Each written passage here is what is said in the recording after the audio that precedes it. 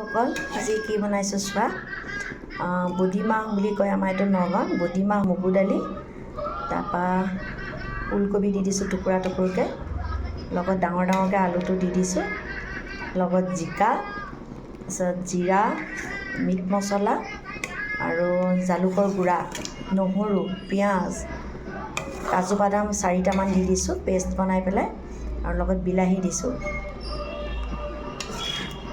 এনেকৈ বনাই খাবাচোন কেতিয়াবা, কিমান সুন্দৰ লাগিছে চোৱা,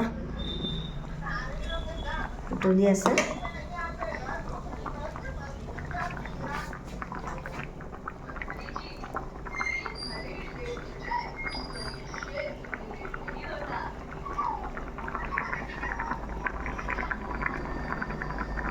ধনিয়া দি দিছোঁ, গোন্ধতে খাওঁ খাওঁ লাগি গৈছে।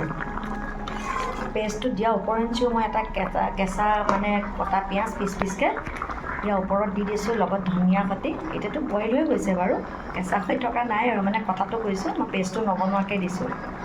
এতিয়াও উতলিবলৈ আৰু অলপ সময় বাকী আছে। বিলাহীটো তেনেকৈ এটা পেষ্টত দি দিছোঁ আৰু এটা পিচ কৰি দিছোঁ। এতিয়াও সময় আছে বোলো দেখাওঁ আপোনালোকক ৰেচিপিটো কেনেকৈ মানে মুখেৰে কৈ দিছোঁ আৰু বনাই দেখাইছোঁ কেনেকৈ খাই চাওক। আৰু মগু দালিটো খাদ্যটো সকলো বস্তুৰ লগতে মিলি পৰে ভালদৰে সিজাব জানিলে। আৰু তাতে অকণমান আধা চামুচমান চুগাৰ দি দিছোঁ। চুগাৰ দিলে মানে বস্তুটো পটককৈ গলে, এই গতিকে মই কুকাৰত দিয়া নাই। যিটো কুকাৰত দিলে বৰ ফেৰফেৰীয়া হয়, মানে ফাঁহি চিটিকা দিয়া মোৰ ভাল নালাগে, ফেনফেনীয়া হৈ যায় গ'লে। জনাব কেনেকুৱা লাগিছে দেখিবলৈ।